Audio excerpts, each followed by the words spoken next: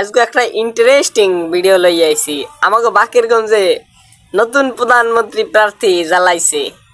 হ্যাঁ মার কানে কি মরক, চলুন একটুখানি হুন্যাই চাষির কথা।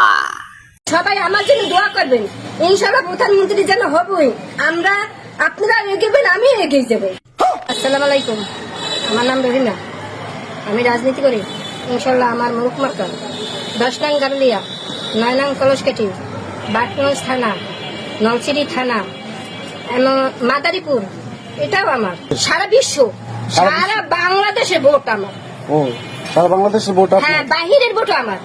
ইনশাআল্লাহ আমরা জিতে যাব মোরক মার্কা। ইনশাআল্লাহ আপনারা, ইনশাআল্লাহ আমার পাশাপাশি যদি আপনারা থাকেন তাহলে আপনারাও জিতে যাবেন ইনশাআল্লাহ।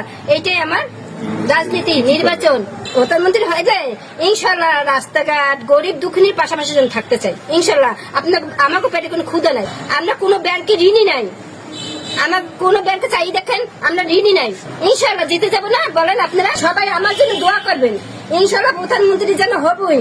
আমরা আপনারা এগিয়েবেন, আমি এগিয়ে যাবো ইনশাআল্লাহ। ইনশাল্লাহ।